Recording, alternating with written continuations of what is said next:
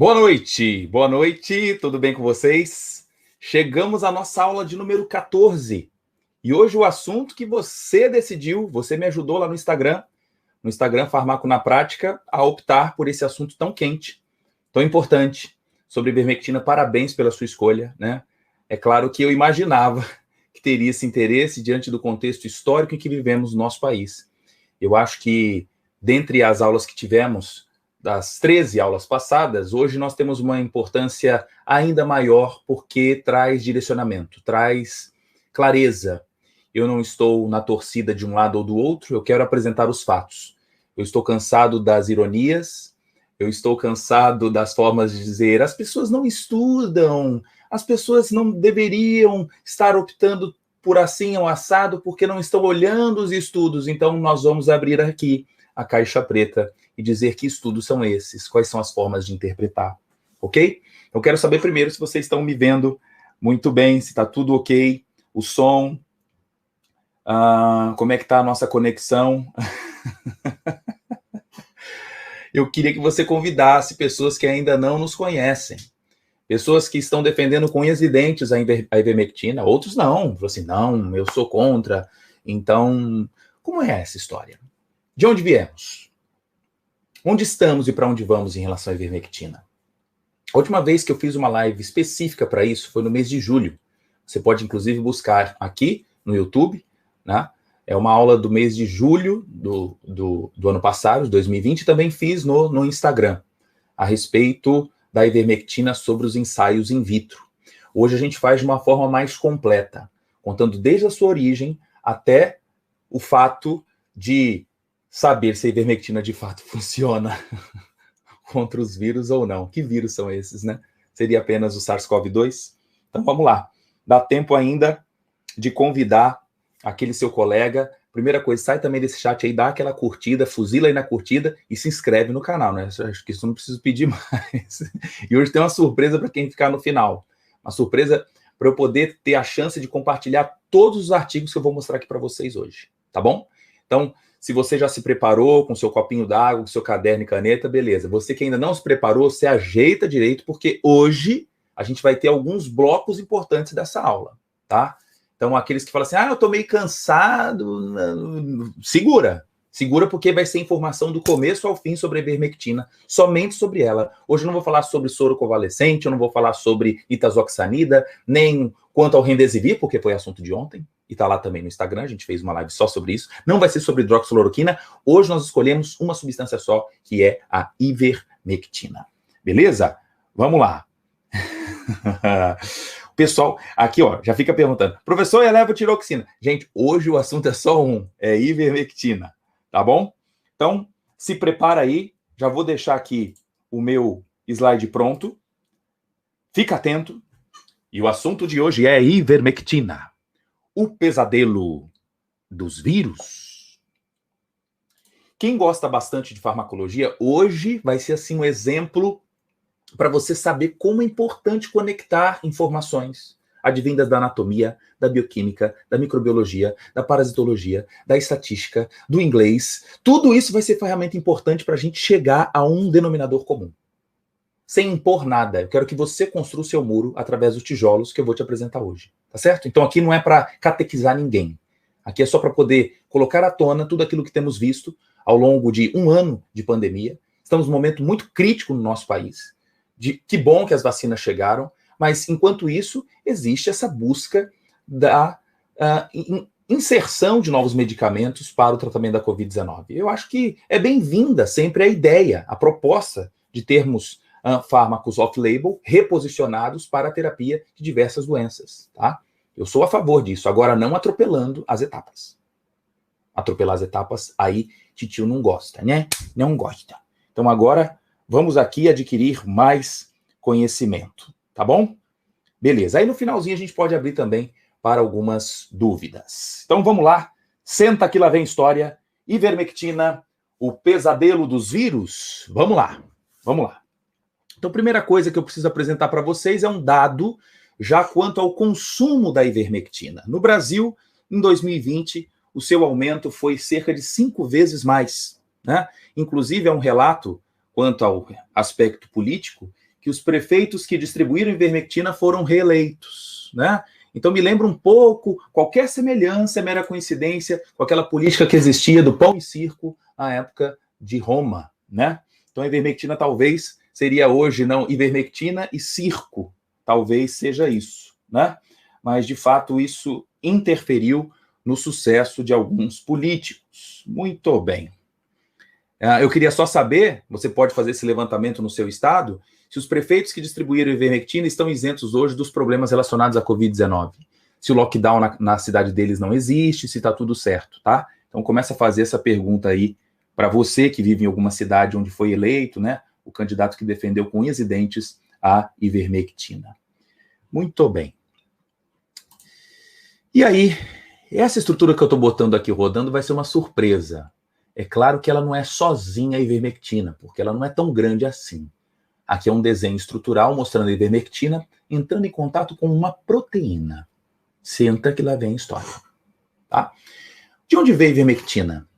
Ela veio da década de 70. Se nós fizermos aqui um update, né, é 71, onde ela nasce. Através de um exemplo maravilhoso na área da pesquisa, vinculada à internacionalização, a possibilidade de várias universidades poder unir as suas forças para que haja a descoberta de uma substância ativa. E aqui fica então um exemplo para a gente, agora no ano de 2021. Nós não esperamos por um herói. Os heróis vão ser, na verdade, agregados para a gente chegar nesse buquê de flores e poder fornecer essas benesses para a população. Está enganado aquele que vai achar que vai resolver os problemas em carreira solo. E ivermectina pode ser um excelente exemplo para a gente aprender também com esse contexto. Tá bom? Então vamos lá. Senta, que lá vem a história, você vai ver agora como é que a ivermectina surgiu. Quem está anotando aí, presta atenção para você saber que ela não veio por causa da Covid-19. Tá? Então tudo começa com esse japonês chamado Satoshi Omura, que até hoje está vivo, nasceu em 1935. Um indivíduo que nasceu numa região muito carente, zona rural do Japão, a sua mãe pianista, o seu pai muito engajado na área também agrícola, mas ele queria estudar, né? E se interessou pela área da química, gostava também de esportes, Satoshi Omura, e passou a ser professor e também pesquisador. Aqui uma foto dele trabalhando com o primeiro aparelho de ressonância magnética nuclear no Japão. Dizia que ele trabalhava de madrugada, enquanto os pesquisadores mais famosos trabalhavam durante o dia. E as principais descobertas de Satoshi Omura aconteceram nos intervalos, né, nas madrugadas, e a gente vê aqui o grande esforço de Satoshi Omura. Bom, aqui eu já tenho Satoshi Omura como professor, doutor, pesquisador, mas ele não está mais no Japão. Ele está agora do lado de Max Tisler. Ele fala, o que tem a ver essa foto de Max? Max era diretor da Merck Sharp Dome, um laboratório, isso, de indústria farmacêutica. Então vai outro ponto aqui importante. A gente não pode ser contra a indústria, dizer, é tudo papel da indústria. Olha, saiba que a ivermectina só surgiu por conta da indústria nesse contexto. Houve agora um abraço, né, da área da pesquisa, de quem se engajava na descoberta de novas substâncias, e agora a chance disso poder ir para frente, através do financiamento. Né? Então foi uma coesão maravilhosa que aconteceu na década de 70, onde pôde surgir dali o desenvolvimento da ivermectina. E aqui, então, nessa relação de amizade que os dois construíram, surgiu... hoje a Satoshi Omura já está um pouquinho mais velho, né? E tudo começou nessa região com esse lindo campo de golfe. E o que tem a ver um campo de golfe com ivermectina? Olha só que coisa sensacional. Nessa região do campo de golfe, nas adjacências do campo, Satoshi Omura resolve dar uma cavadinha no solo japonês. Não era nos Estados Unidos, era sim no solo japonês da década de 70. Ele começa a perceber que nessa região continha algumas bactérias interessantes para estudo. Ele investigava a possibilidade de retirar algumas substâncias presentes nas bactérias que pudesse ter alguma finalidade terapêutica. Longe de se pensar que ali havia a ivermectina, tá? Longe de pensar nisso. E aí, a partir desse campo de golfe, cavando então alguns buraquinhos desse solo, se isola uma bactéria com o nome de Streptomyces avermictis. Avermectinius, Streptomyces avermectinius, uma bactéria gram-positiva, que era capaz, então, de produzir a chamada avermectina. Avermectina, bactéria positiva. Muito bem. Aí que vem a importância dos laços, dos abraços, né? Da intersecção entre a área da pesquisa envolvendo a biotecnologia, a química. Então, a partir da extração desse pedacinho aqui de solo, se cultivou então as bactérias em laboratório e se pôde isolar a espécie. Só que aí vem uma limitação de Satoshi Omura. Ele dizia, eu aqui não posso trabalhar para poder isolar a molécula, eu preciso conhecer as coisas melhor e agora eu preciso de um amigo. E esse amigo foi o norte-americano que você vai conhecer agora. Quem foi esse norte-americano que deu os braços aqui para ajudar no processo de descoberta da avermectina e, posteriormente, a ivermectina? A partir da coleta, havia necessidade da elucidação estrutural e poder sintetizar a ivermectina. Ela não foi retirada do solo. Quem foi retirada foi a bactéria. E a partir da bactéria é possível, então, obter a avermectina, que depois, por uma semissíntese, foi convertida em ivermectina. Então, o que a gente vê aqui agora? O grande amigo de Satoshi Omura. Esse amigo é um norte-americano agora, William Campbell, que tem uma frase aqui muito importante. Quem é da área da pesquisa e está aqui me assistindo, olha só que compartilhamento esse cara fez, porque ele teve uma conquista muito importante na história da medicina. Ele disse assim, olha, trabalhar para a área da pesquisa pode ser interessante, principalmente naqueles cientistas mais experientes, na sua versão sênior, né? Cientistas industriais aposentados transformarem seus anos de experiência em benefício de estudantes de graduação, ao mesmo tempo que permite que os cientistas continuem ativos em suas áreas de interesse. Aqui ele chama atenção para o momento de transferência de conhecimento, a passagem de bastão. Você que é jovem, está querendo aprender mais sobre ciência, nem sempre os livros vão ser as melhores fontes, e sim as melhores mentes. Aquele professor que já está aposentado, aquele indivíduo que já passou por tanta coisa, quanta experiência ele pode trazer para você.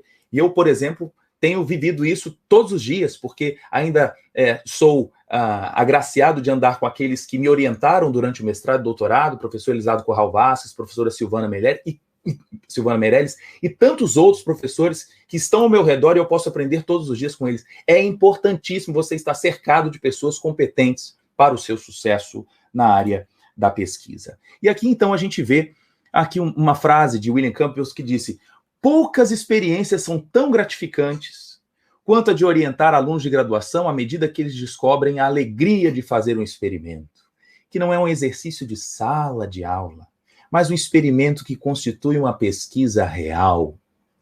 E assim é capaz de trazer realizações. E William Campbell, então, já envelhecido, vamos dizer assim, nem tanto, né? Porque quando ele teve o momento áureo da descoberta da ivermectina, estava chegando aos seus 50 anos, né? Não, para a década de 70 já era uma idade um pouquinho mais avançada. Hoje a gente fala, não, claro que não. Ainda mais eu que tenho 41, fala, não, você estava muito jovem.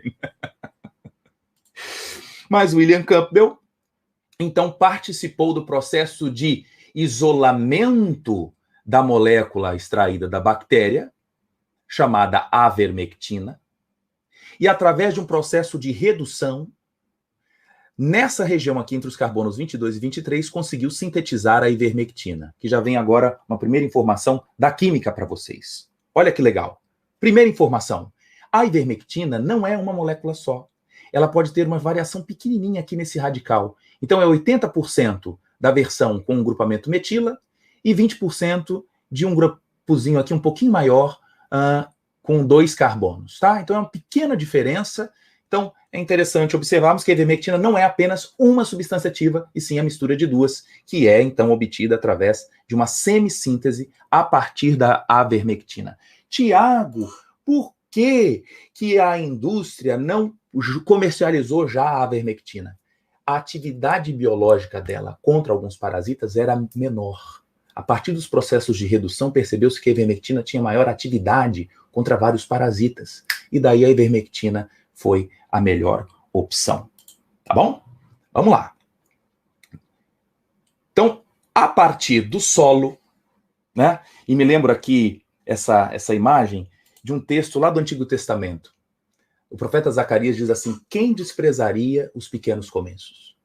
quem desprezaria os pequenos começos? Numa década de 70, por uma parceria de um japonês e um norte-americano, traz para cá o que você isolou lá do Japão, vamos entender melhor essas bactérias, vamos ver o que elas produzem, vamos sintetizar a ivermectina e vamos ver o que dá. E o que deu? Agora vem a surpresa para vocês. O que deu, nada mais, nada menos do que o Prêmio Nobel em Fisiologia ou Medicina no ano de 2015. Então, aquela imagem que eu mostrei para vocês, de um japonesinho lá no campo de golfe, coletando algumas coisinhas lá no solo, né? E amiguinho dele aqui, William Campbell, ganharam o Prêmio Nobel em Fisiologia e Medicina em 2015. A gente repara então uma coisa, olha como às vezes demora-se para poder reconhecer alguns avanços da área biomédica.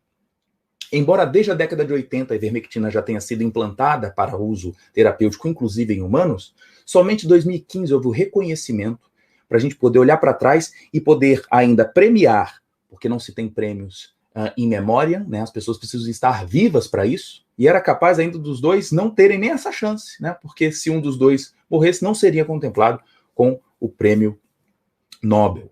Mas isso aconteceu em 2015 e você vai entender por que houve tanta importância na descoberta desses dois. Então, o meu foco aqui não é falar mal da ivermectina, é dizer, olha que interessante de onde surgiu através do solo do campo de golfe lá do Japão e as suas aplicabilidades, tá? Então, agora com os dois já envelhecidos, né, mas com a sua ampla experiência na área, contemplados com o prêmio Nobel, mas com conquistas muito maiores do que o próprio prêmio. Vamos ver o que aconteceu. Algumas publicações já comemoram, né, os 25, 30 anos da ivermectina, que permanece avançando de forma forte, né? Aqui um paper publicado pelo próprio Omura, que eu posso compartilhar com vocês já hoje, né? E agora aqui vem as primeiras notícias. Quem foi que utilizou pela primeira vez a ivermectina? Foram os humanos? Não. Foram os animais. Inicialmente os bovinos, os suínos, depois foi para a área dos animais PET. Em menos de 3 anos já era o agente contra parasitas mais vendido no mundo. A ivermectina começou em 1981. Em 1983 já era a substância mais vendida, trazendo lucros enormes para a área da indústria farmacêutica de cunho veterinário. Em paralelo, já existia alguns trials, alguns desenhos experimentais para se observar a eficácia da ivermectina para humanos, tá? Tentando-se usar várias doses. Hoje, quando a gente fala da dose famosa de ivermectina, que é 0,2 miligramas por quilo, isso foi tateado ao longo dos estudos. Chegou-se a se começar com uma dose muito mais baixa, de 0,05. Depois via que a resposta não era tão interessante, foi subindo e percebeu-se que de 0,2 era uma dose que tinha a sua eficácia contra alguns parasitas, mas que não apresentava chance de toxicidade. E assim começou-se os primeiros ensaios de tratamentos em larga escala da ivermectina a partir do ano de 1988. Para que tipo de doença? Segura aí. Vamos lá. Aqui a gente vê uma cena muito forte, muito forte. Inclusive aqui, ó, eu peço para quem está assistindo, fique esperto, fique atento. Evita agora os comentários que não estejam alinhados com a aula. Presta atenção agora, hoje não vai ter galo, hoje é um momento extremamente sério para a gente falar sobre assuntos que você pode trazer para a sua família, trazer para aquele seu colega profissional de saúde que nunca ouviu falar sobre ivermectina. Ele está igual aquele indivíduo do programa Tentação, me lembro disso aqui agora. Silvio Santos tinha um programa chamado Tentação, né? E no Tentação tinham 3 portas, o pessoal lançava lá uma pergunta e o povo entrava em cada portal, alguns com uma certeza enorme da resposta, outros seguiam um bando. Né? E a gente tem hoje o profissional de saúde seguindo bandos, porque ele não entende qual é a história da ivermectina. Então hoje aqui não desperdice nenhum minuto, porque eu fiz de tudo para poder fazer um apanhado histórico da ivermectina e apontar até agora, março de 2021, onde nós estamos. Então não desperdice esse momento. Beleza? Vamos lá. Então olha que cena forte aqui. Olha que cena forte. A gente vê uma cena de um indivíduo cego sendo transportado aqui por 2 pessoas, e isso na África aconteceu em larga escala nas últimas décadas. Larga escala. Felizmente, através do desenvolvimento da ivermectina, foi possível se fazer um tratamento ao longo do continente para tentar minimizar os problemas relacionados à filariose e à oncocercose. A oncocercose é o motivo dessa perda da visão, ou total ou parcial. Essa oncocercose só pôde ser combatida pela ação da ivermectina ao longo das últimas décadas. A quantidade de pacientes que tinham consequências da oncocercose eram enormes. Até 87, 18 milhões de infectados. Nós estamos falando agora, só para você ter uma ideia, no Brasil, de 10 milhões de pessoas que adquiriram Covid. 770 mil, com perda parcial ou total da visão. Além disso, aqui nós temos um paciente que, infelizmente, ele teve tanto oncocercose quanto filariose. Na filariose, são 120 milhões de infectados, com elefantíase, com distúrbios genitais de hidrocele, problemas, inclusive, de infertilidade e também severo estigma social, sem tratamento. O que se fazia com esses pacientes, quando ele tinha acesso a alguma alternativa, era por processos cirúrgicos, de respostas ainda muito brandas, com outras drogas, como o próprio albendazol, que é mais antiga que a ivermectina. Né? Então, a partir da descoberta da ivermectina, veja, tudo nascendo lá no Japão, em parceria depois com os Estados Unidos, houve um progresso muito grande no controle da elefantíase e da oncocercose. Estima-se que na próxima década nós teremos praticamente a extinção na África dessas 2 doenças. Então, aquilo que a gente lia classicamente nos livros de Neves, né? O rei também de parasitologia, estudávamos elefantíase também durante o ensino médio, o número desses casos caiu vertiginosamente após a implantação da ivermectina em continente africano e também na América, né, que são regiões endêmicas dessas doenças. De troco, já vem uma possível história contra a malária, por uma ação contra o mosquito, transmissor da malária.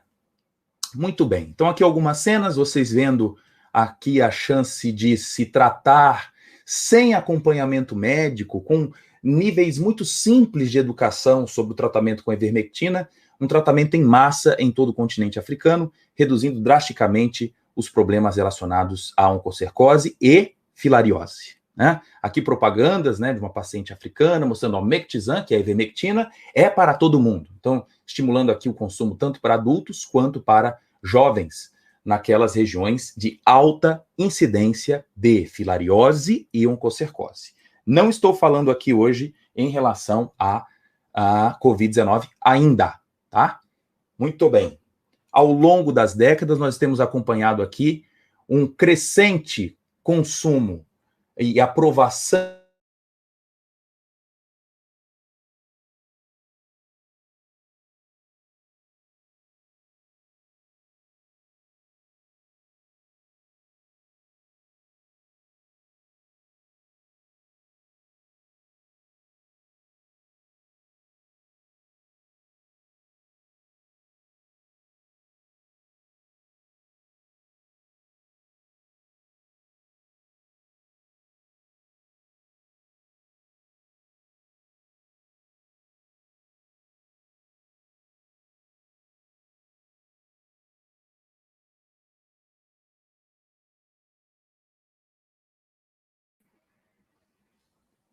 Estão me ouvindo? Estão me ouvindo, gente? Caiu, voltou, fala aí para mim. Acho que agora tá tudo ok. Voltou, voltou? Me fala se voltou. Voltou, gente? Que susto. Ai, ai, voltou, voltou. Que bom, que bom. Estamos de volta. Beleza, beleza. Maravilha. Vamos lá. Então é o seguinte, havendo então um consumo crescente da ivermectina no continente africano, trazendo conquistas enormes para a nossa população africana, que tanto sofria da filariose e da oncocercose. Seguimos. Vamos lá. Então agora a gente vê uma cena assim muito importante. Olha como é relevante a gente poder aproximar a área da pesquisa com os nossos deveres humanos, a empatia. A gente vê o Prêmio Nobel em Medicina, aqui lógico que foi em 2000, ele não tinha ganhado ainda o prêmio, mas veja a humildade desse homem. Apesar de ter descoberto a ivermectina e trazido a solução para uma população inteira africana, ele lá na África, em Gana, visitando o povo que já apresentava expressiva melhora, né, redução do número de casos, ele aqui dando uma aula numa escola de Gana. Né? Isso é muito legal, muito legal. Né? Tá com chiado, gente? Olha aqui para mim, fala para mim como é que tá a conexão. Hã? A Kelly falou aqui, ó. Professor, minha filha Rafaela adora suas aulas, assiste comigo, que legal, que legal. O som tá legal, pessoal? Por favor, me dê esse feedback aqui, porque a gente teve algum probleminha. Tá tudo bem? Beleza, beleza. Vamos lá, vamos voltar. Ótimo, ótimo. Beleza.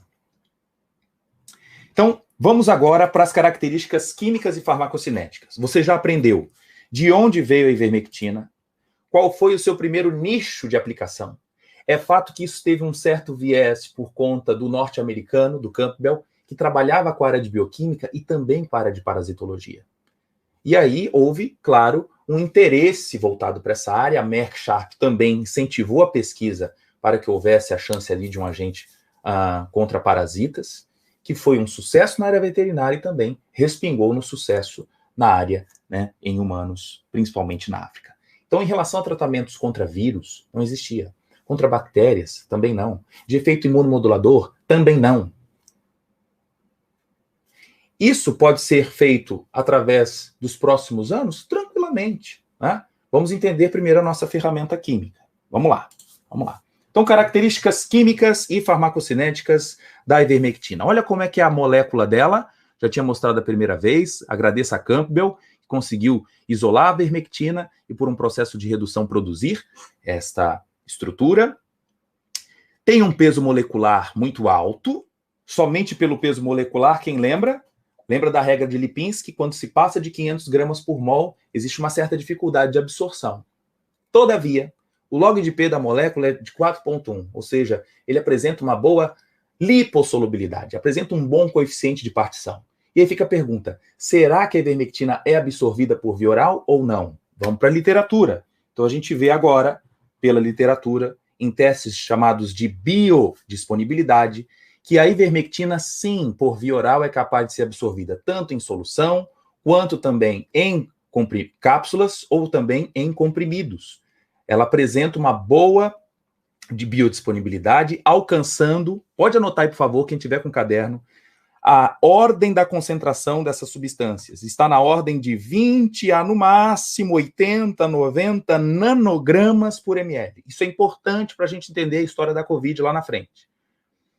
Em quantidades aproximadas aqui de 12 miligramas de ivermectina, nós temos alcançado, né, já mostrando na literatura há mais de 20 anos, que se alcança no máximo em torno de 80 a 90 nanogramas por ml de concentração máxima.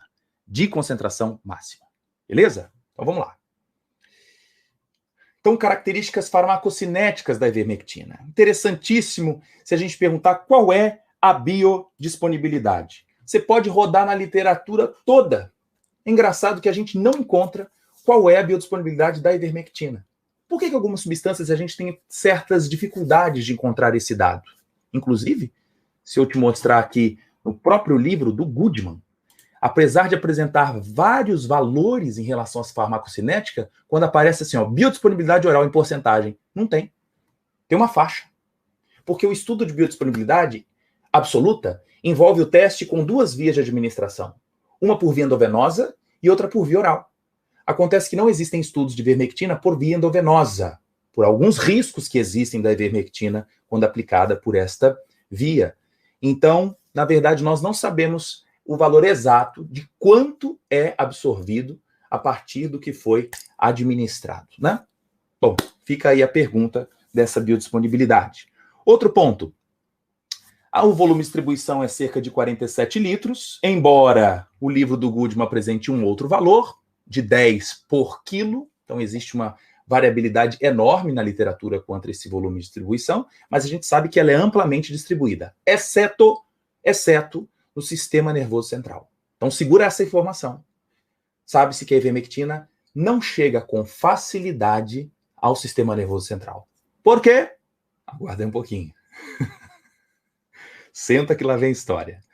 Próximo. Ligação à proteína plasmática alta, cerca de 93%, e quanto à meia-vida, também existe uma variabilidade enorme na literatura.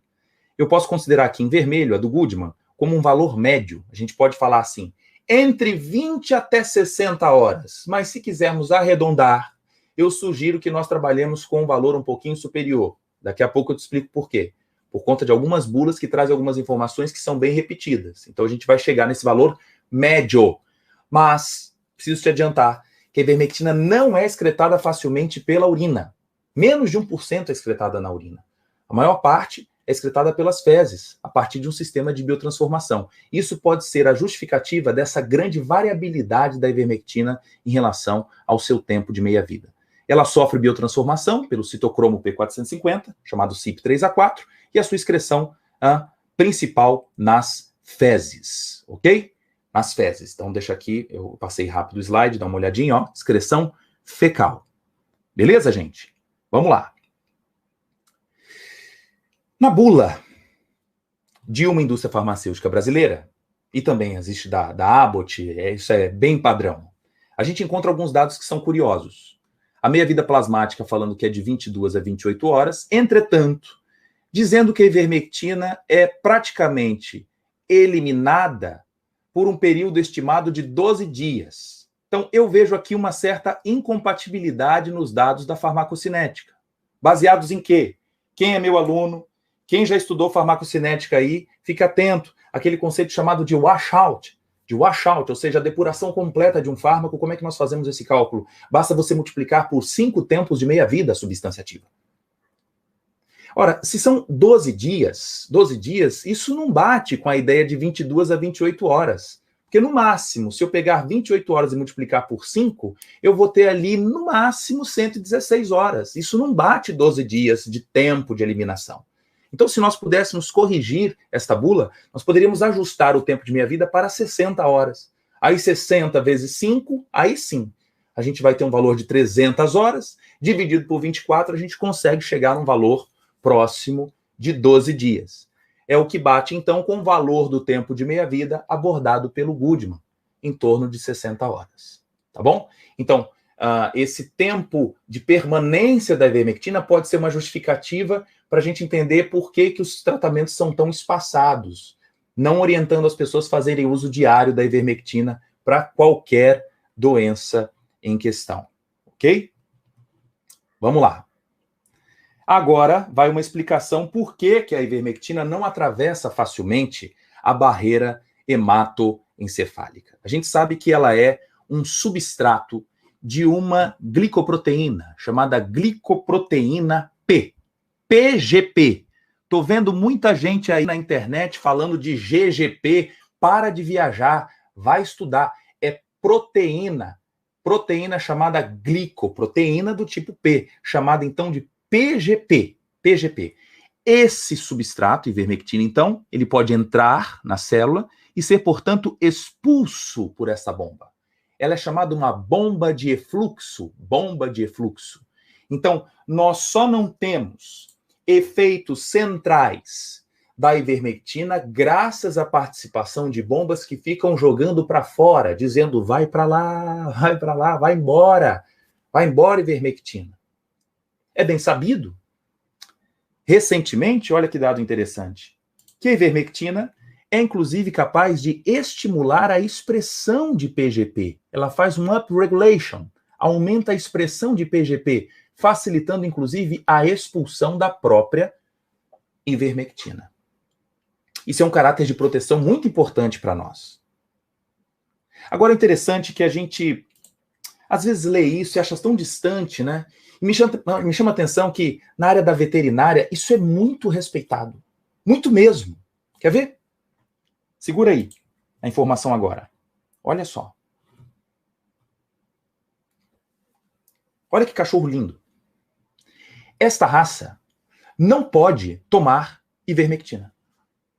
Quê? Mas por quê? Por que não pode tomar ivermectina? Por um probleminha. Esses animais têm uma PGP modificada.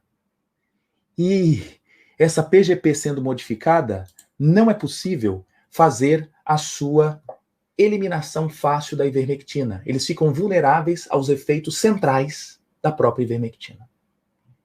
Tiago, onde é que isso se fala? Gente, em sites norte-americanos, isso já é tão claro. O pessoal da veterinária, olha, respeita demais isso. Então, pessoal, os animais da linhagem coli têm aproximadamente uma frequência de 70% dessa glicoproteína P modificada, mutada, chamado gene MDR1. É o gene que expressa a PGP. M de Multi-Drug Resistance. Então, por essa modificação da bomba de efluxo, esses animais ficam vulneráveis à intoxicação pela ivermectina. E uma série de outros animaizinhos. Tiago, onde é que você achou isso? Peraí, deixa eu te mostrar aqui um paper falando sobre eventos adversos neurológicos sérios após o uso da ivermectina. Chamando a atenção, então, que animais que possuem uma glicoproteína P alterada podem ter variações importantes da entrada dessa substância pelo cérebro. Inclusive, um animal aqui, olha que interessante, animais nocaute, ou seja, camundongos que não expressam a PGP, podem ter até 90 vezes mais ivermectina no sistema nervoso central. Além disso, é bem estabelecido que, para algumas linhagens de cães, como os colis, eles são altamente sensitivos aos efeitos neurotóxicos da ivermectina.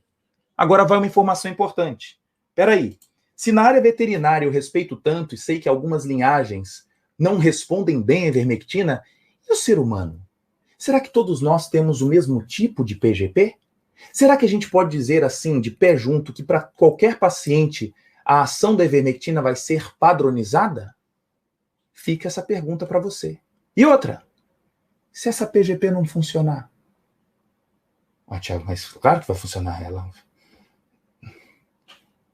Existem fármacos que diminuem a atividade dessa glicoproteína, que fazem ela funcionar de forma bem cansada. São chamados inibidores das glicoproteínas P's. Então, quer anotar aí o nome dessas substâncias? Por exemplo, um paciente HIV positivo, usuário de ritonavir, usuário de saquinavir, pacientes usuários de simvastatina, paciente usuário de diltiazem, anlodipino, podem ser indivíduos que se tornam vulneráveis à intoxicação pela ivermectina. Então, aquela fala sempre cheia de que é uma substância atóxica para qualquer condição, vírgula, desde que os portões das bombas de efluxo consigam fazer essa expulsão com maestria. Se não acontecer isso, a ivermectina atravessa o sistema nervoso central, através, né, da fuga, de conseguir ultrapassar a barreira hematoencefálica. Beleza? Aqui o Rodrigo falou hipéricum é o contrário. O hipérico estimula, né, a glicoproteína P. Viu, querido? Em relação aos gatos, William, não, gato não. Aqui a história é outra. Do gato em relação ao paracetamol. Beleza? Paracetamol. Segura aí. Então, o que me chama a atenção até agora, pensa comigo, na área veterinária existem esses detalhes de se entender por linhagens. Mas na nossa área, existe um assunto da farmacogenética que é muito importante. Nós podemos determinar se, dependendo do tipo da glicoproteína P, o indivíduo pode ser mais ou menos vulnerável à intoxicação pela ivermectina, né? Mas isso, do ponto de vista clínico, ainda é pouco possível no contexto em que vivemos. Então, não podemos dizer de boca cheia que as pessoas são todas, vão responder sem nenhum dano à ivermectina. Não é por aí, tá? Aqui eu trouxe, quem quiser eu posso compartilhar com vocês vários relatos de caso de pacientes que tiveram consequências de toxicidade à ivermectina por uso de estatinas, de inibidores de protease, de anlodipino, de benzodiazepínicos. Tá certo? Tá aí. Posso compartilhar com vocês depois. Em relação à característica farmacodinâmica, como é que a ivermectina atua? Qual é esse mecanismo de ação? Veja que quando o japonês e o norte-americano conseguiram isolar a ivermectina, não havia um desenho estrutural para falar eu quero que ela atue lá no receptor tal. Não existia na época essas ideias dos testes in sílico. Não foi assim que foi criada a ivermectina. Não havia uma proteína alvo para o processo. E sim, a possibilidade de uma inibição de crescimento de alguns tipos de parasitas, algumas espécies que eram vulneráveis a isso. Hoje nós sabemos como que a ivermectina atua. Então, onde está este alvo? Vamos embora. Esse alvo está aqui, ó. O que é isso? Mas num parasita daquele, no Ancylosoma duodenale, no Onchocerca, peraí, no Wuchereria bancroft, naquelas espécies, sim, existem terminações nervosas, existem neurotransmissores também nesses parasitas. E existe um canal que ele pode se abrir para a passagem de cloreto. Quem lembra um pouquinho da fisiologia? Quando o cloreto entra na célula, vamos lembrar disso, quando o cloreto entra, existe uma resposta de hiperpolarização. Ou seja, é mais difícil deflagrar um novo potencial de ação. Acontece que esse canal, no caso dos parasitas, graças a Deus, ele não é idêntico ao nosso. Não é idêntico. Inclusive, quem é que estimula a abertura desse canal de cloreto é o glutamato. Então, a ivermectina tem uma afinidade praticamente 100 vezes maior a este tipo de proteína do que a proteína humana. Isso traz uma certa seletividade que nos dá uma certa segurança para que a ivermectina não tenha um efeito neurodepressor maciço, nem nos humanos, nem em bovinos, nem em suínos, e na maioria também dos cães, tá? Então a gente precisa também registrar isso. Tudo bem, a glicoproteína P pode ser um fator que torna ele mais vulnerável, mas ainda bem que existe uma outra vantagem. A afinidade é maior sobre os canais dos parasitas que nós já citamos. Beleza? Então, olhando aqui a figura, olha que interessante. Afinidade pelos canais dos invertebrados 100 vezes maior. E agora eu justifico para você o que é esta imagem que eu coloquei desde o início da aula. Isso aqui já é a elucidação da ivermectina ancorada, ligada a este canal a partir do aminoácido glutamato. Existe um sítio aqui de ligação que a ivermectina e a própria ivermectina conseguem fazer o seu encaixe. Quando encaixa, Hadouken! Aí que entra mesmo o cloreto, havendo o processo de hiperpolarização. Segura agora a informação importante. Este mecanismo explica alguma coisa em relação à Covid-19? Não. Por que não? Vírus vai ter sinapse? Vírus nem célula é. Então, este mecanismo não explica nada em relação à sua ação possível contra qualquer vírus. Primeira explicação aqui relacionada à Covid-19 e qualquer outro. Vírus da dengue, febre amarela, HIV. Tem mais? Existe pesquisa com ivermectina por uma diversidade de vírus. Há muito tempo já. Mas isso não quer dizer que eles já são amplamente utilizados para esses tipos de vírus, né? Segura aí. Bora dar like. Boa. Muito bem, então quais são as indicações terapêuticas da ivermectina na atualidade? Para que tem lá na bula, está escrito o quê? É para quem?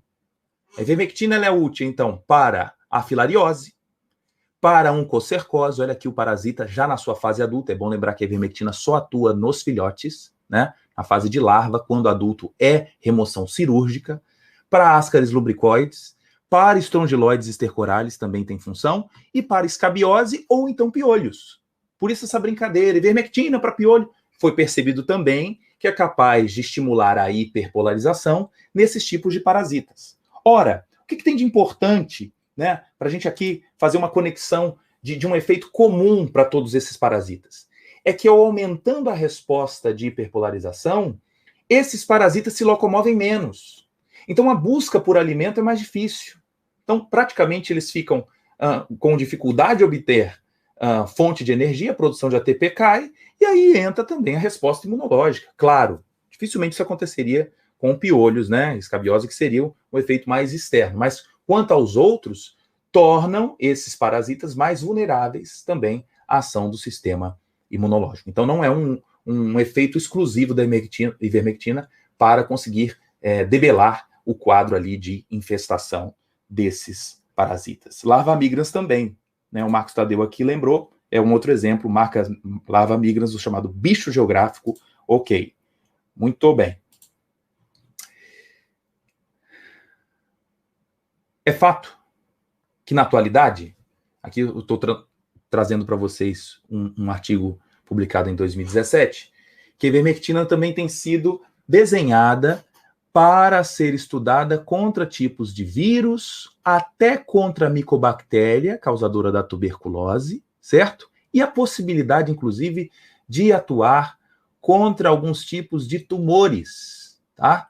Ainda por um mecanismo ainda muito mal elucidado, mas posso compartilhar com vocês que a ivermectina tem os seus desenhos, né, para o uso off-label em diversas outras áreas. Em relação à ação contra insetos, olha, até contra o anófilis, causador da malária, da leishmaniose e até o tsetse, a mosca famosa do tsetse, a doença do sono, também a ivermectina tem sido desenvolvida. E também um tipo de percevejo, aquele lá da cama, né?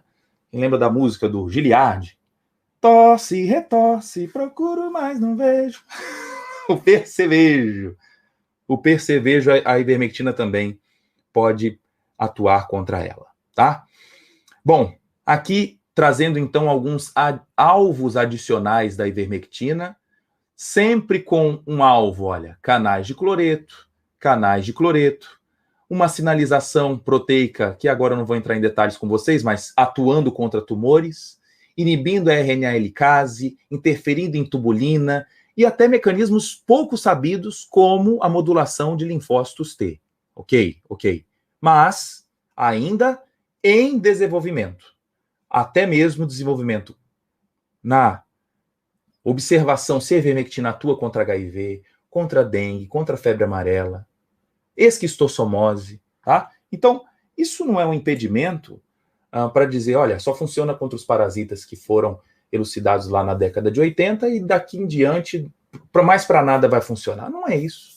Só quero dizer que existem diversos estudos que são desenvolvidos há décadas e que mesmo assim hoje não foram implantados para HIV, nem para dengue, nem febre amarela, ok?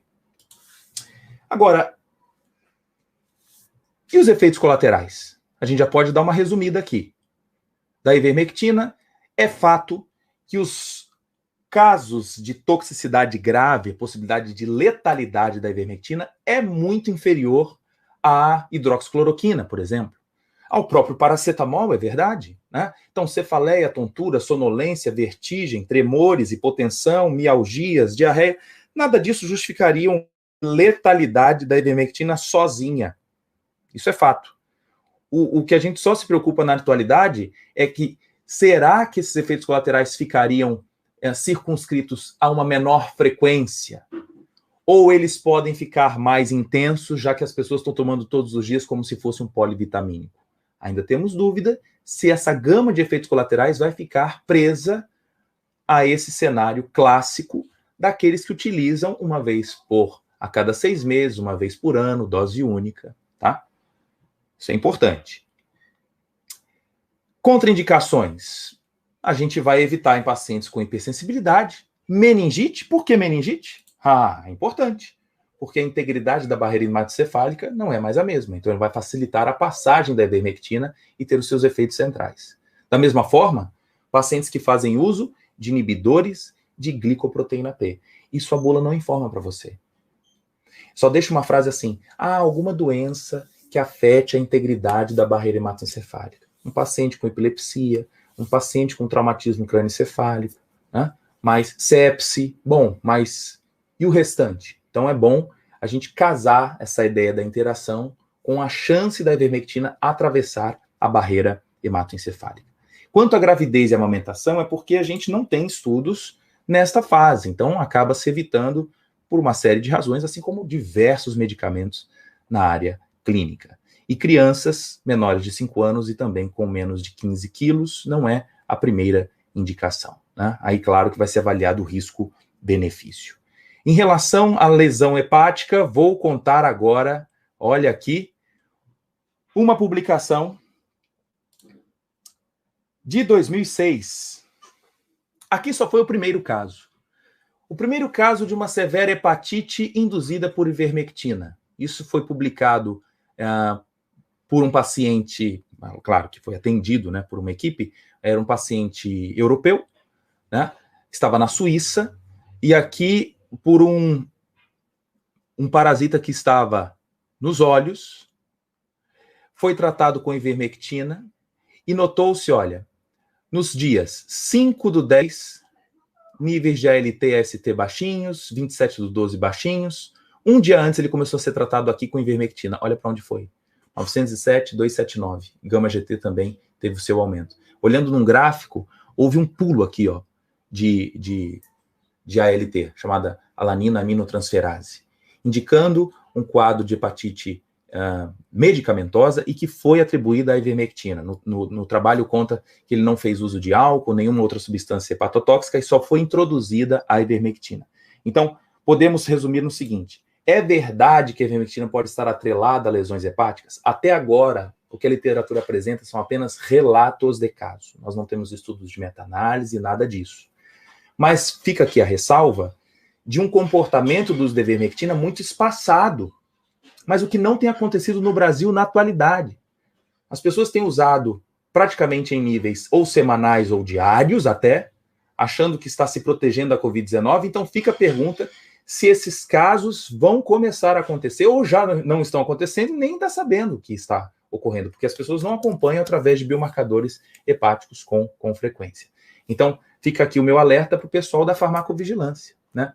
Para que observemos se, de fato, a ivermectina pode trazer essas consequências da hepatite medicamentosa, tá? Então, eu trouxe aqui apenas o relato de caso. Em relação à bebida alcoólica, também uma informação muito importante. Será que a bebida alcoólica aumenta a biodisponibilidade da ivermectina? Isso já foi respondido em 2000, mostrando que os indivíduos que se expuseram ao álcool, comparado aos que beberam apenas água, tiveram o dobro das concentrações plasmáticas em relação ao pessoal que tomou apenas água. Então fica aqui também justificada porque que em muitas bulas não se recomenda a ação da ivermectina misturada com álcool. Então, por duas razões. O álcool pode aumentar as concentrações plasmáticas da ivermectina e lembrando que os dois têm efeito depressor central. Então, a ivermectina, se atravessar a barreira hematoencefálica, qual é o seu papel central? Ela pode se ligar aos canais também de cloreto e permitir a entrada de cloreto, fazendo o quê? Hiperpolarização. É por isso que se contraindica também, de uma forma relativa, o uso de ivermectina com depressores centrais, como os benzodiazepínicos, como anticonvulsivantes, tá? Então, dizer que ela é inócua não é verdade. Se ela for usada de forma isolada é uma coisa, mas associada com outros depressores, ou então com fármacos que atrapalham a glicoproteína P, existe chance, sim, de complicações pela ivermectina. Até agora, podemos encher a boca para dizer que tem efeito hepatotóxico? Os dados registrados na literatura são escassos. Eu trouxe para vocês aqui apenas um case report, um relato de caso, tá? Mas em relação à amplitude dessa influência, podemos registrar no Brasil nos próximos meses diante desse consumo desenfreado, descabido, sem razão nenhuma para achar que está protegida a Covid-19 pela ivermectina. Vamos lá. Em relação agora à Covid-19, tá? Bom, aqui tem uma colega falando... já vi essa... Eu não vou falar o nome das pessoas aqui, por questões éticas, mas eu fico impressionado, às vezes, com algumas justificativas que as pessoas usam. Em relação à Covid-19, começam assim. Bom, a ivermectina, ela atua muito bem contra a Covid-19 por vários mecanismos. A começar pela ação da ivermectina na ECA2. A literatura não fala isso. E ainda falam com palavras bonitas em lives, porque o pessoal se impressiona. Essa pessoa diz assim, que a ECA2, ela produz bradicinina. Não é verdade. A função da ECA2 é converter a angiotensina 2 em angiotensina 1A7. E, além disso, ela pode degradar a bradicinina. Muito pelo contrário. Quem produz bradicinina é a via da calicreína e não a via da ECA2. Então, colocam palavras bonitas rebuscadas para chamar a atenção da população que, às vezes, leiga, fala assim, nossa, então é isso mesmo. Então, resumindo aqui, a ECA2 não é alvo da ivermectina. Não é. A literatura não mostra isso, não tem nenhum artigo falando sobre isso, e nem muito menos um experimento que comprove alguma chance da ligação da ivermectina à ECA2, tá? Mas vamos lá. Onde começou essa história da ivermectina? Segura aí quem quiser convidar agora os colegas, falar assim, tudo para trás aí, a farmacologia da ivermectina, eu quero saber agora na Covid. Então segura aí. Posso beber uma água? Posso?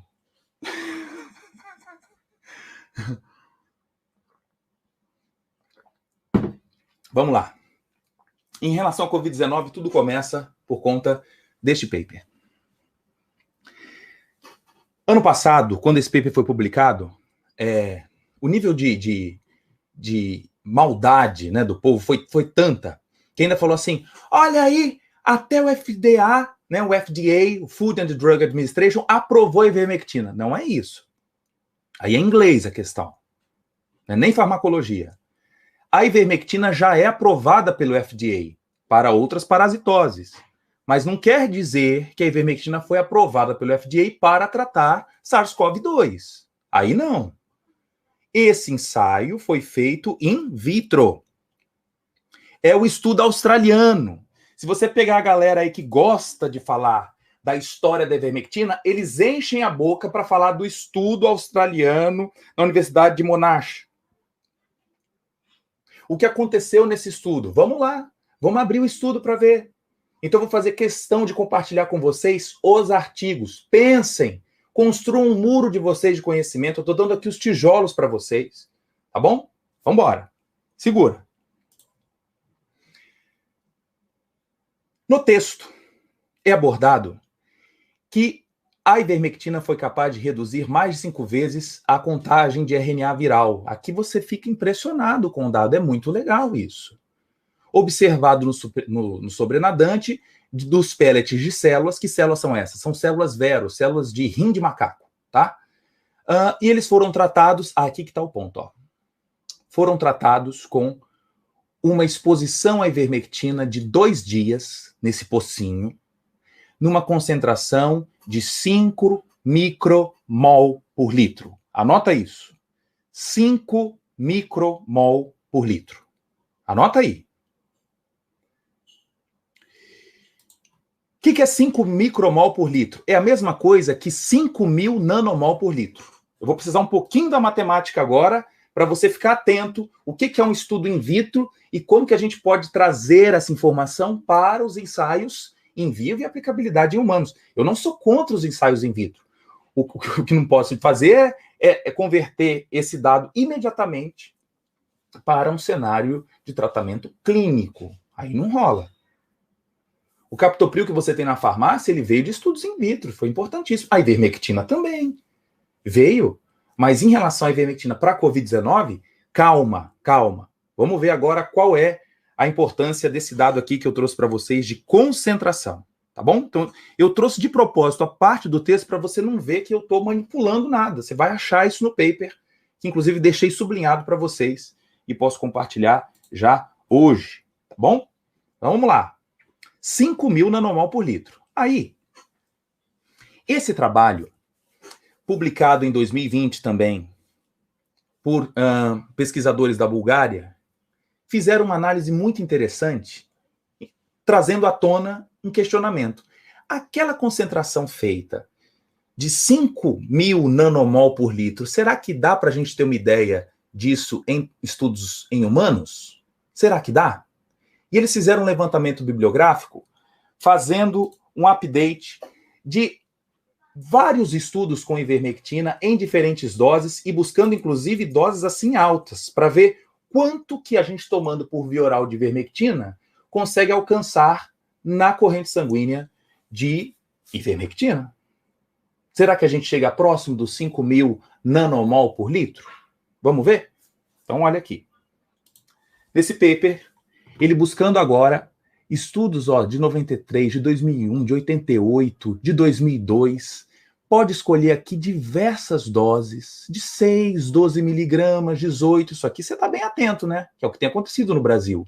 6, 12, 18, 36, 90, vou apelar aqui, ó. Vou pegar logo de 120 miligramas, o que não é comumente feito. É uma dose praticamente 10 vezes maior ao que se faz na atualidade, né? Para as pessoas aí dos seus 60 quilos. Agora, qual é a concentração máxima que uma pessoa atinge quando toma 120 miligramas de ivermectina? Ou seja, 20 comprimidos de 6 miligramas. Quando ele toma 20 comprimidos, 20, ele consegue alcançar a concentração máxima de 283,2 nanomol de concentração máxima. Gente, isso aqui é muito importante agora, na aula. Eu quero que você, se estiver com um celular aí, uma calculadora, faz para mim o cálculo para você ter a diferença dos 5.000 feito no ensaio in vitro e a concentração máxima que a gente consegue alcançar quando eu dou 20 comprimidos de ivermectina de 6 miligramas para um paciente. Qual vai ser a diferença aqui? Alguém já fez esse cálculo? Faz aí para mim. Faz aí para mim. Hein? Dá quanto nessa conta? 5.000 dividido por quanto? Por 283. Vai dar um valor aproximado de 17 vezes. Eu quero dizer o seguinte, por mais que você se esforce, usando 20 comprimidos de ivermectina para chegar a 120 miligramas, o que eu vou conseguir é uma dose 17 vezes menor do que o ensaio in vitro. E agora tem um detalhe. Olha, eu não estou preocupado aqui quem é o... Estou até vendo aqui o pessoal dos ivermectinetes, né? Bom, os ivermectinetes tem que estudar também, para poder trazer agora argumentos para a gente explicar essa diferença, tá? Não estou usando aqui da minha autoridade como pós-doutor em farmacologia, eu estou te dando dado. Presta atenção. 5.000 dividido por 283 são 17 vezes. Eu estou 17 vezes menos alcançando ali a concentração máxima. Repare que lá no ensaio in vitro foram 48 horas de exposição à concentração de 5.000 nanomol por litro. Aqui é só a concentração máxima, mas depois ela cai. Eu não posso fazer essa transliteração direta do ensaio in vitro por in vivo. Resumindo agora, caramba, se eu tiver então que alcançar a concentração lá do ensaio in vitro, vou ter que aumentar minha dose 17 vezes. Aí nós estamos com um grande problema. Não existe nenhum estudo com ivermectina aumentando-se a dose 17 vezes. Relativo ainda à dose mais alta. 120 miligramas já é assim, um absurdo ser feito de uma forma corriqueira em qualquer estudo clínico. Os trials estão sendo desenvolvidos nas doses clássicas de 6, 12 e 18 miligramas. E aí? E aí que agora eu vou te mostrar os ensaios que já foram publicados nos estudos, então, que comparam o tratamento com ivermectina e o grupo placebo. Esse sim a gente precisa averiguar. Tá bom? Então vamos lá. Segura. Em várias palestras, em várias lectures, falando sobre ivermectina, isso não é coisa de brasileiro só não. Tem muito norte-americano apresentando esse dado. Essa figura aqui, ela tá famosa. Sabe de onde essa figura vem? Ela vem do estudo in vitro. Só que isso é apenas uma proposta de ação antiviral. Este desenho não tem nenhuma justificativa pelo ensaio feito no estudo australiano. Pelo amor de Deus. Essa história de importinas é apenas uma conjectura. É uma hipótese. É uma imaginação. Não dá para falar que a ivermectina tem essa capacidade de atuar em importinas. Isso foi uma visualização, inclusive, com vírus anteriores, da febre amarela, da dengue. Não tem nenhuma justificativa para a gente pegar este gráfico e dizer, não, porque a ivermectina se liga à importina, então passa agora a melhorar a resposta antiviral contra o SARS-CoV-2. Não. Proposta. Inclusive, eu trouxe aqui no inglês que está no próprio paper, na legenda dessa própria figura. Né? Então não podemos ser levianos quanto a essa proposta de mecanismo de ação que ainda não é conhecida. O que se sabe da ivermectina é aquele papel lá da via da abertura dos canais de cloreto estimulados por glutamato. Bom? Então, este outro trabalho aqui publicado na Nature mostra as concentrações de ivermectina seguras nos níveis terapêuticos são de 20 a 80 nanogramas. E eu mostrei isso para vocês. Agora, nas células em cultura, o range, ou seja, a concentração atingida é em microgramas. Então, no próprio paper da Nature, ele aponta para o seguinte, tem um problema aí. É a ordem de 1000 vezes a diferença. Então, não é só uma opinião do Tiago aqui, não. É literatura falando sobre isso. Então, caso tenhamos as formulações ou análogos que possam administrar uma concentração terapêutica parecida para atingir os níveis terapêuticos, a ivermectina poderia ser útil como um agente antiviral de amplo espectro. Não aponta aqui contra a Covid-19, mas uma série de vírus, né, publicado também em 2020. Então, é isso que é importante nas lectures, nos debates, nas mesas redondas, as pessoas apresentarem o próprio paper que elas defendem. E isso não é feito. É geralmente 1 hora só a pessoa falando. Né? Então, vamos lá. Segura. Aí vem os primeiros ensaios, assim que é gostoso, ó, você procurar no PubMed. Vai lá e procura assim, ó.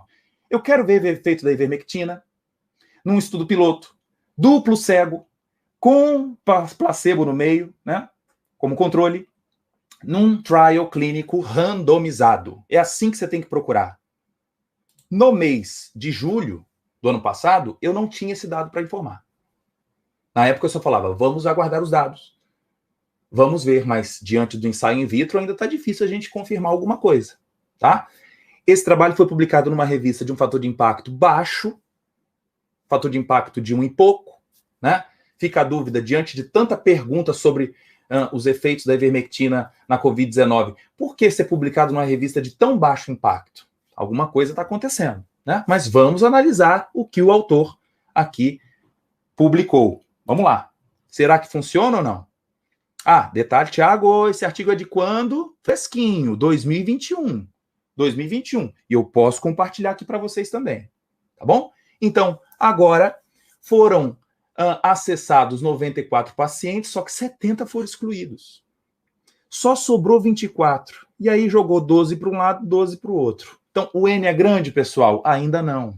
E eu fico assim vendo as pessoas enchendo a boca para falar, não, porque estudo de meta-análise, mandaram para mim o link no WhatsApp com meta-análise. Não tem como ter meta-análise ainda não, figura. Com que paper, Jesus? Esses papers que as pessoas estão fazendo meta-análise não foram publicados em revistas indexadas. As pessoas querem fazer microestudos, ficar nos chamados pré-prints, não submeter aos journals importantes, e aí fica igual aquela pessoa que fala, quer ver que eu jogo bola? Eu jogo mesmo. Eu jogo bem. Eu falei, então joga, cara. Não, hoje eu não quero jogar não, mas eu jogo bem. Joga, velho, vai pro campo. O campo da ciência é a publicação a partir de aprovações feitas por referis. As pessoas que olham, perguntam, falam, responde isso aqui para mim. Você fez isso, você fez isso. Ah, não, passado pelo crivo, aí sim você merece ter a sua publicação. Mas fazer o jogo paralelo, o mercado paralelo dos papers, isso não é legal. Isso não é saudável para a ciência. Tá? Então, não... Quem tem o dado para mostrar, não fique com medo. Publique. Tá? Vamos lá. E aí, o que foi obtido neste estudo? O que nós temos aqui nessas caixinhas, isso aqui é chamado um box plot. Essas caixinhas representam para a gente a carga viral. Em vermelho, a carga viral do pessoal que tratou com ivermectina e no azul, placebo. Então, ao longo dos dias, vai se observando a queda da carga viral. Então, olha o que aconteceu. Quem tomou ivermectina, a carga viral caiu. Só que quem tomou placebo, também. Independente do tipo de gene que eles tinham, a carga viral caiu para os dois. Isso aqui fica um alerta, fica um puxão de orelha, fica uma reflexão. O pessoal que está aqui, inclusive, assistindo a live, e está assim, eu tomei e melhorei. Sim, como vários também que tomaram placebo e melhoraram. Existe o normal, o clearance viral, que quando a gente faz o estudo com um grupo placebo, a gente percebe a grande influência extra ivermectina do próprio sistema imunológico, que é capaz de debelar também o SARS-CoV-2. Então, vamos aos dados, por isso que é importante você fazer as comparações com os grupos certos. E não é fazer o grupo controle com a pessoa sem tomar nada. Existe a relevância da pessoa estar tomando algum comprimido. Eu preciso ter o efeito placebo ali como forma de acompanhar a evolução do quadro infeccioso. Olhar apenas para o tratamento dos pacientes com ivermectina não é a melhor forma de acompanhar nos estudos clínicos.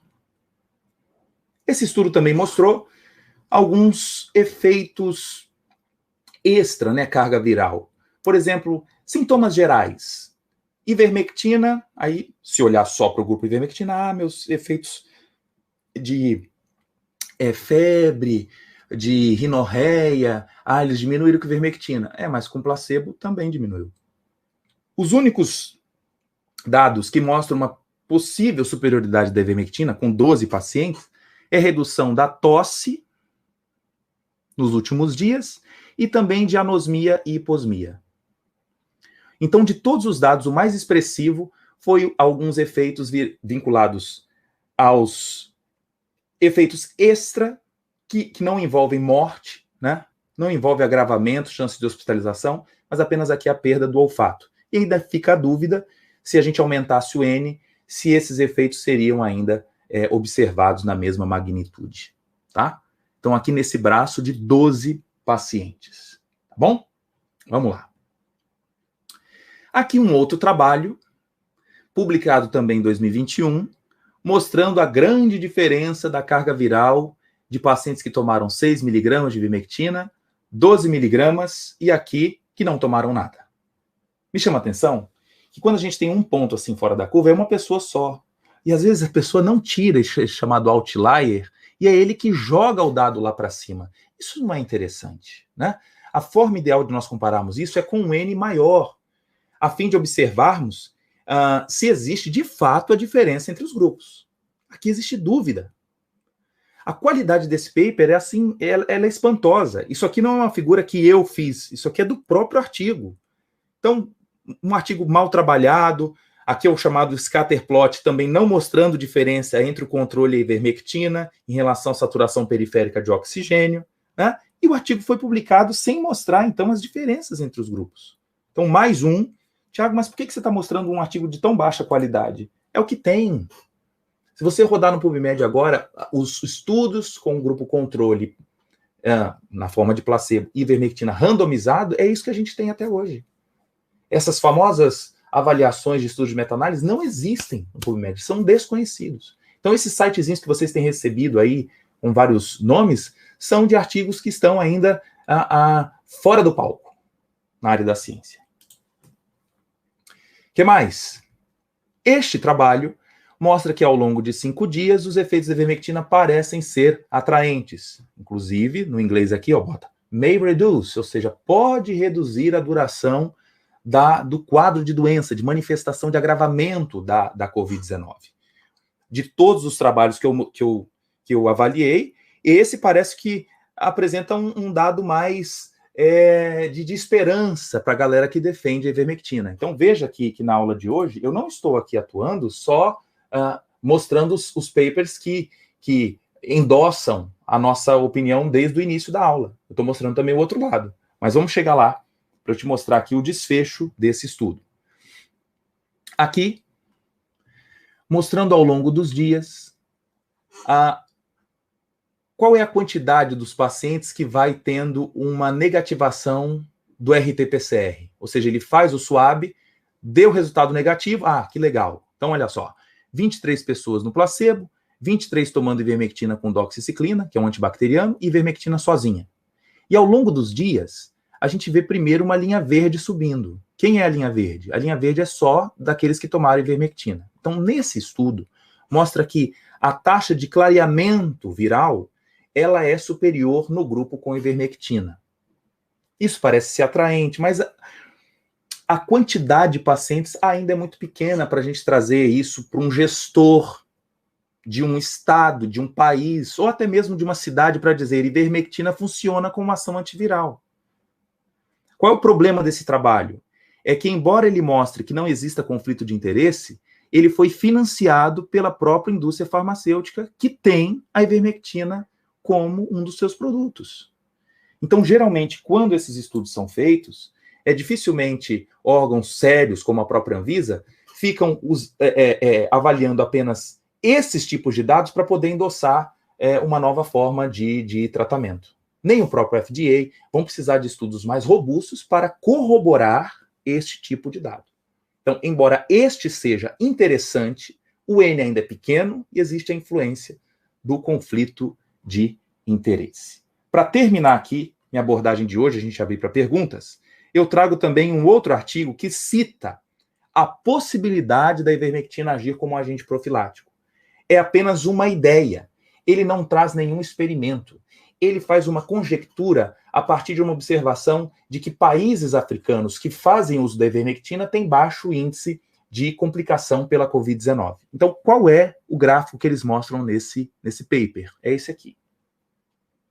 Eles mostram que quem faz tratamento com ivermectina tem uma incidência de casos de Covid-19 bem menor, a frase é assim, né? Bem menor quando se fala nas palestras, bem menor do que os que não fazem. Só que tem uma coisa aqui importante. Esse gráfico é chamado gráfico violino. Nesse gráfico violino, se você perceber, eu tenho um monte de países que fazem tratamento, que não fazem tratamento com ivermectina e estão no mesmo pé de igualdade com o pessoal que faz tratamento com ivermectina. É que a gente tem alguns países que espirram para cima e me dá uma ideia, então, de dispersão maior dos dados. É preciso maturidade para se observar esse ponto. Por quê? Talvez a influência desses países que estão aqui acima não seja vinculado porque não toma. Mas, por exemplo, Marrocos é um país extremamente populoso. Completamente diferente de um país como Malawi, Togo. Certo? Então, nesse contexto, eu tenho aqui realidades muito diferentes, embora sejam países africanos. É a mesma ideia de voltarmos no mês de abril de 2020 e observarmos Portugal. Na época, Portugal tinha uma história muito diferente da Espanha, da França, da Itália, da Alemanha, que já estavam com casos pipocando de Covid. E algumas hipóteses foram levantadas. Uma delas é que Portugal era o único país europeu que obrigava a vacina BCG na população. E que, de uma certa forma, se isso fosse verdade, para o Brasil seria uma beleza, porque BCG também nos protegeria. Uma vez que essa marquinha que você tem no braço também traz a proteção contra a tuberculose. Já pensou se protegesse contra a Covid-19? Mas não bateu. Então, assim, não há nada de ruim de trazer esta hipótese. Mas encher a boca nas palestras, nas lectures, para defender a ivermectina, usando o dado in vitro e fechando a boca do saco com isso aqui, ainda é muito incipiente. Não traz solidez ao dado. Ainda estamos numa fase de muitas perguntas. É necessário que haja os novos desfechos? É necessário, vamos averiguar. Mas temos um problema grave em relação à concentração atingida. E o outro ponto é que vários estados e cidades brasileiras que adotaram a ivermectina nos últimos meses não têm tido sucesso. Onde nós estamos? Então, a ciência agora não precisa ficar andando por opiniões. A gente tem que ter os dados, levantar cada um deles e chegar à melhor resposta que temos para o momento. Março de 2021. Até agora, eu respondo a pergunta da aula de hoje. A ivermectina é ou não um pesadelo para os vírus? Para o caso do SARS-CoV-2, a ivermectina ainda está longe de ser um pesadelo para o SARS-CoV-2. O SARS-CoV-2 está morrendo de medo das vacinas. Essas sim são as de maior eficácia para o assunto de hoje. Ok? Então, o nosso objetivo é sempre incentivar aqui o uso crítico, ético e racional dos medicamentos. Esse é o nosso papel. E hoje a gente cumpre um papel social importantíssimo nessa aula, de maturidade, para que haja uma discussão fértil e você mesmo que defende a ivermectina tenha também isso como dados. Eu estou certo que talvez estejam aqui assistindo diversos desses que querem defender a ivermectina, mas nem conheciam esses papers. Então, eu posso compartilhar com vocês e fica um presente aqui hoje. Lá no Farmaco na Prática no Instagram, eu vou fazer um arrasta para cima. E se você entrar no grupo do Telegram, você vai ter acesso a todos esses papers que eu mostrei hoje na íntegra para você, poder compartilhar com seus amigos, colegas que queiram saber melhor sobre a ivermectina. Tá bom? Beleza? Então, assim, vamos agora responder aqui algumas dúvidas a respeito do assunto de hoje. Tá bom? Vamos lá. Aí vocês foram escrevendo um monte de coisa, eu não consegui ver. Agora vou ter que escrever de novo para fazer as perguntas. Então, como é que é a frase aqui? Professor, quais outros órgãos podem ser afetados pelo uso contínuo além do fígado? Sistema nervoso central. É o maior possível problema também futuro de exposições crônicas. Pacientes que têm lapsos de memória, diminuição da função cognitiva, sonolência excessiva. Um motorista de ônibus, quem opera a máquina, faz uso de ansiolíticos, faz uso de antidepressivos também com ação hipnótica. A ivermectina pode potencializar esse efeito de depressão no sistema nervoso central. Ok? Aqui o Alan perguntando. Aqui, valeu, Alan. Deus te abençoe, querido. Vamos lá, vamos lá. Ana Carolina. Gente, aqui, ó, estudo muito... Covid, não há nenhum estudo robusto que comprove a eficácia dela. É isso aí. Então, estamos nessa fase ainda. Tá bom? Professor, dia 11 de março, a Infarmed em Portugal lançou a seguinte notícia: insuficiente evidência para o uso de ivermectina na Covid-19. Ana Silva é de Portugal e está dizendo aqui aquilo que a gente tem confirmado. Então, que bom que eu estou aqui em parceria, né, com os dados que você trouxe aí, Ana, de Portugal. É a mesma ideia. Então, para vocês verem que isso não é uma preocupação apenas do Brasil. Quem está com a ideia assim, não, é porque a indústria farmacêutica quer lucrar, é porque a ivermectina não faz parte mais da patente e que a indústria veio para só ganhar dinheiro em cima da gente. Lembre que a ivermectina só veio por conta do incentivo da Merck Sharp Dohme, né, na década de 70. Então, sabendo da história, a gente consegue projetar melhor o nosso futuro, né? Agora, agradecendo a aula, valeu, valeu. Mais alguma pergunta? Mais alguma? Deixa eu ver aqui. Sorte de vocês que o professor tem paciência, porque eu já tinha bloqueado esse pessoal da teoria da conspiração. Não tem problema nenhum. Mas está aqui a nossa função, né, social, né? Eu dedicando aqui o meu horário, dando aula gratuita, me preparando antes para fazer isso, mas é a minha obrigação, tá? Eu não tenho problema quanto a isso, não. Eu quero que vocês assistam mesmo e tenham as suas próprias opiniões, construam seus muros, mas ao longo do tempo, essa história vai se consolidando, né? A gente tem que olhar para os dados, ciência é assim, né? A pessoa, Galileu Galilei, Nicolau Copérnico, também, na época, tiveram vários que falavam contra. Aqueles médicos que não defendiam Galeno também, ai meu Deus, aquele que falava que coração funcionava como uma bomba e projetava sangue para frente, muitos também foram eliminados aí do arraial dos médicos, sabiam disso? Até que William Harvey diz que o coração funciona como uma bomba, mas levou um tempão para poder romper as ideias de Galeno.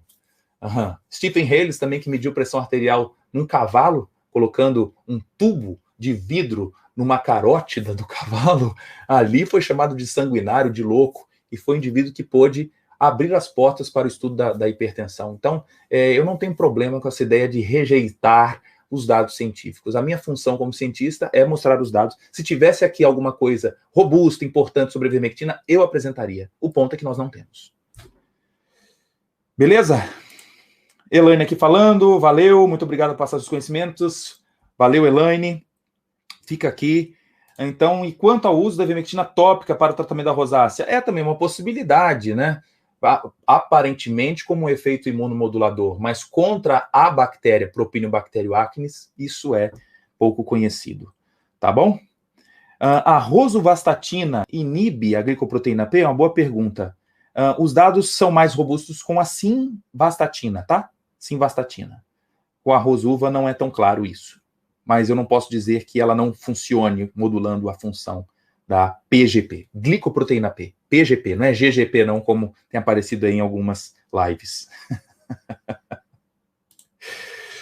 Mas como explicar o sucesso da cidade de São Lourenço, Minas Gerais? Uma cidade, o sucesso com ivermectina? E se a gente perguntar também em Itajaí, as cidades do Piauí também, Floriano, cidades também de Manaus que implantaram os de ivermectina, olha, podem haver aqui efeitos extra-ivermectina, certamente, né? E também é uma cidade com a população baixa e que quando não tem turista é fácil controle, porque não é rota de acesso fácil como cidades vicinais, né? Cidades que estão margeando as rodovias de grande deslocamento, como a 381, no caso de Fernão Dias, né? Não é o caso de São Lourenço, que é uma cidade linda, por sinal. Efeito placebo pode ocorrer? Claro, sem dúvida, sem dúvida. Quais os biomarcadores que aumentam na intoxicação por ivermectina? Gama-GT, ALT e AST. Esses são importantes para serem monitorados nos pacientes que estão fazendo uso, bom, às escuras, tá? Nós não temos dados para justificar esse tratamento.